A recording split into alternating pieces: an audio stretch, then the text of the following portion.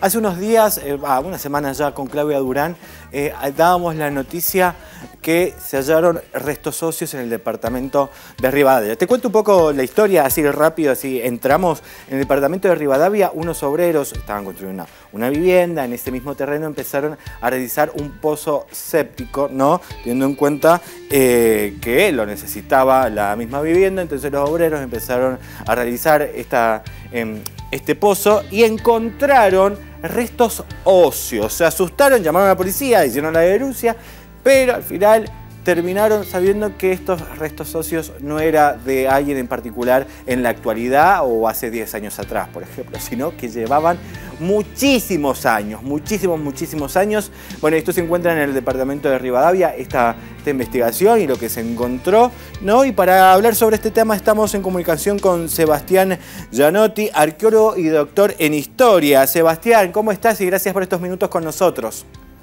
Hola, buenas tardes, muy bien. No, acá contento de estar comunicándome con ustedes.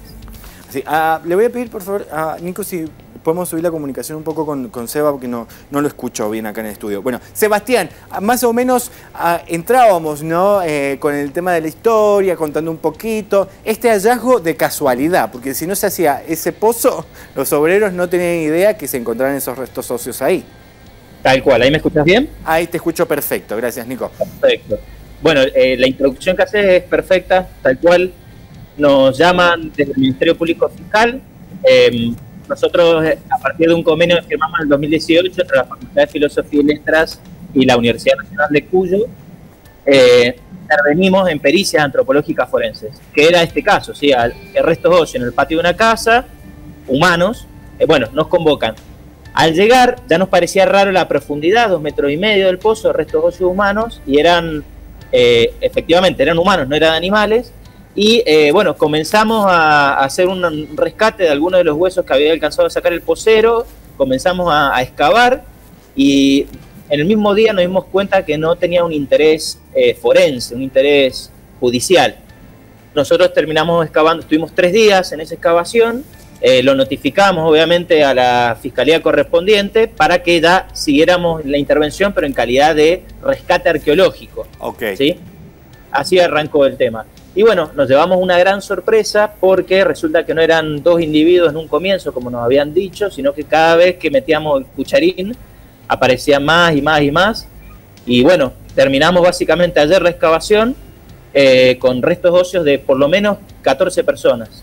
De 14 personas, más allá de este lugar que, bueno, estos obreros que bien explicaba que habían hecho el pozo séptico en ese terreno, hablabas de 2 metros cuando empezaron a encontrar los primeros restos. ¿Cuánto más excavaron para encontrar las otras 14 personas? Fue apenas entre los 2,5 metros, 2,60 metros, en un potencial de 20 centímetros, okay. Era un colchón de esqueletos, literal.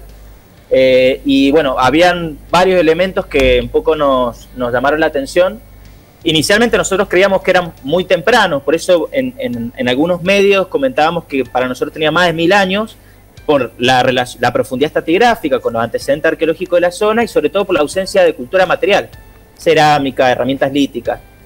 Pero como siempre pasa en arqueología, casi a terminar el viernes pasado la excavación nos aparece un objeto de cerámica llamado tembetá, que es un ajuar, en realidad un adorno labial muy común en los grupos huarpe o prehuarpes de los pueblos originarios, ¿no? De Mendoza. Así que automáticamente esto nos empezó a retrotraer, sobre todo por el estilo de ese ajuar, a la cultura biluco, ¿sí? Huarpes que estuvieron habitando entre el siglo XV y el XVII después de Cristo, con influencia incaica inicialmente y después hispánica. Me imagino que más allá de ese dato que ustedes tienen y que encontraron estos restos óseos, también se hace una investigación en ese terreno, porque también pueden encontrar otros restos, o también cómo llegaron ahí, cómo vivían, cuál era el comportamiento. Exactamente, sí. Lo que nos llamó la atención sobre todo eran 3 elementos. Primero que nada, al ser hipotéticamente, por supuesto después se envía una datación de carbono 14 para tener una cronología más específica. Nos llamó la atención que, de acuerdo a los antecedentes, de tratarse de cultura biluco, no respondían al patrón común.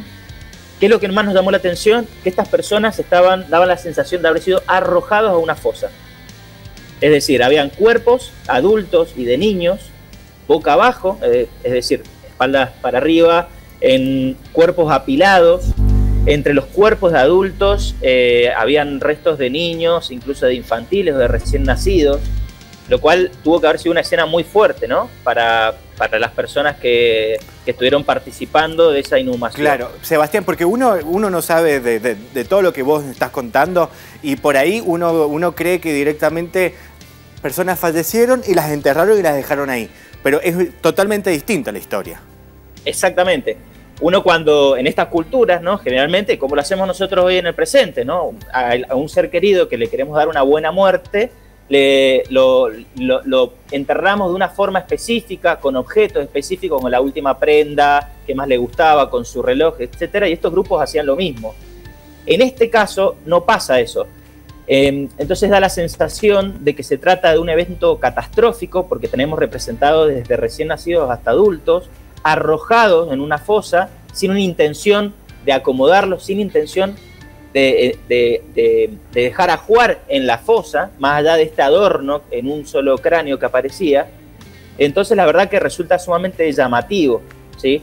Y que nos pone ante una situación de básicamente 3 opciones, porque estamos hablando de un entierro simultáneo. Es decir, los enterraron a por lo menos 9 de individuos de esos 14 en un mismo momento, ¿sí? Puede haber algunos días de diferencia de su muerte, eso no lo podemos saber, pero sí que fueron enterrados en el mismo momento. Entonces hay 3 opciones solamente, que es o un hecho de violencia, ¿sí? Una matanza, o un accidente, o algún proceso epidémico que los mató abruptamente y tuvieron que ser inhumados. Así que la verdad que esos son los grandes interrogantes que tenemos a futuro. Si hay un hecho de violencia, ¿ustedes qué premisas tienen a la hora de tener esta concepción? Por ahí, estas personas, estos aborígenes, ¿han tenido o tienen idea si han tenido contactos con, por ejemplo, en esa época españoles que llegaron a las tierras? ¿O con otros, claro, con otros pueblos originarios de la misma zona también? Claro, primero hay que aclarar que esto obviamente pasa una serie de etapas que va desde lo más elemental, que es limpiar bien el hueso porque estaba lleno de arcilla, a observar minuciosamente signos de violencia, ¿sí? De traumas, fracturas, etcétera, que nos pueden dar ciertas pautas. Ahora, de tratarse de eso, estamos hablando, claro, de que las posibilidades en realidad son amplias. Otros grupos indígenas pueden estar participando. Hay que, primero que nada, también descartar digamos, afirmar que sean grupos indígenas y no otros grupos, tal vez europeos, eso todavía no lo podemos definir. O un dato muy importante, estamos muy cerca del lugar de hallazgo de la localidad de La Reducción, que como indica su toponimia, era el lugar donde antes se reducían los huarpes de la zona, sí, que actualmente es una localidad de Rivadavia. Entonces puede perfectamente plantearse estos escenarios, ¿no? Pueden ser grupos que han sido fruto de alguna epidemia, incluso por el contacto con los europeos, que sabemos que era muy común, sobre todo en los comienzos, ¿no? De estos cruces entre grupos que estuvieron tan aislados y cuyo sistema inmunológico no estaba preparado para las enfermedades que tenían otros grupos, como la de los españoles, o enfrentamientos con la muerte, ¿no? Sobre todo los grupos indígenas. Más allá de que se llevaron la sorpresa, porque solamente habían hecho la denuncia a estos obreros por algunos restos fósiles, ustedes siguieron investigando, me decías que había terminado ayer la investigación, ¿no? Más o menos dentro del lugar, ¿no? ¿Ustedes creen la posibilidad que dentro del perímetro puede haber otras fosas? Bueno, lo que hicimos en realidad ahí, trabajamos coordinadamente con la Municipalidad de Rivadavia, con, de hecho, el Museo Local, la Facultad de Filosofía y Letras y la Dirección Provincial de Patrimonio, para en realidad no quedarnos con ese pozo. De hecho, ingresamos con obviamente el apoyo, el permiso del dueño del lugar, una máquina retroexcavadora, ampliamos el pozo, que fue lo que permitió, obviamente, detectar los límites de la inhumación y recuperar esta cantidad de individuos. Así que en lo que respecta a la inhumación en sí, hemos retirado todos los restos óseos y con el proceso arqueológico, ¿no? Revisando incluso en Saranda, en los tamices, pero no se descarta la posibilidad de que próximo a ese evento de inhumación pueden haber otros, ¿sí? Y eso obviamente va a ser tareas posteriores para ser coordinadas con la Dirección Provincial de Patrimonio y obviamente el municipio de Rivadavia, que estaba muy contento y la verdad que no hay antecedentes ni para el departamento y me atrevería a decir que ni siquiera para lo que es el centro norte de la provincia de Mendoza. Mira qué gran descubrimiento, ¿no? Totalmente. Y más si primero fueron algunos restos y después encontraron muchas más personas, hasta 14 decías. ¿Cuántas personas trabajaron en esta investigación, digo, a la hora de hacer el pozo y digo, el personal? ¿Cuánto fue? Bueno, esta investigación fue realizada con la doctora Danira Mancegosa y, bueno, quien les habla, somos docentes e investigadores de la Facultad de Filosofía y Letras de la carrera de Arqueología.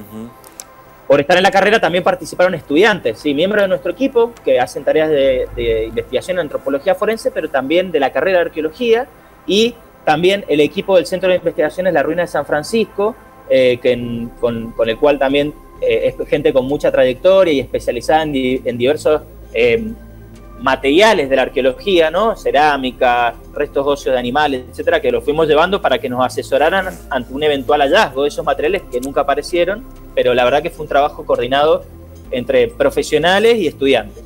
¿Y cuánto van a tener el resultado de por qué esas personas se encontraban en ese lugar? Digo, más allá de las hipótesis que me dabas, ¿cuándo van a tener un resultado más certero, si es que se llega? Bueno, sí, tal cual, si es que se llega. Es complejo el tema. Lo que sí te puedo afirmar ahora, que empieza un proceso inicial básico, que es la limpieza de esos huesos, el inventariado y los análisis básicos de los perfiles de mortalidad que tienen que ver con el sexo y la edad. Eso es lo más fundamental de todo, porque creemos que estamos hablando de un número mínimo de individuos muy por encima de los 14, probablemente de 20 o de más. Una vez hecho eso, después necesitamos la datación de carbono 14 para tener ciertas precisiones, así que nosotros calculamos que tal vez en lo que queda del año, por lo menos esos dos tipos de informaciones lo vamos a tener con certeza. Ahora bien, ya posiblemente recién a partir del año que viene vamos a poder tener otros indicios más específicos respecto a si hubo violencia o no. Tomamos incluso muestras de sedimento de la cavidad pélvica, donde se puede llegar a quedar, en el caso de que estas personas hayan muerto por algún parásito, por ejemplo, los huevitos de esos parásitos para que sean analizados, que pueden quedar en el sedimento, sean analizados después con estudios específicos a ver si tenía alguna enfermedad al momento de morir que no quedan plasmados en los huesos. Totalmente. Pero bueno, hay que esperar para tener estos resultados. Sebastián, muchísimas gracias por esta comunicación. Muchas gracias, en serio. No, a ustedes, y ni bien vayamos teniendo novedades, también se las vamos a ir acercando. Genial. Sebastián, buen fin de semana y un gusto en conocerte. Igualmente para todos. Saludos. Saludos, Sebastián Gianotti, arqueólogo y doctor en historia, hablando respecto al hallazgo que se hizo en el departamento de Rivadavia. Mucha más información en www.universidad.com.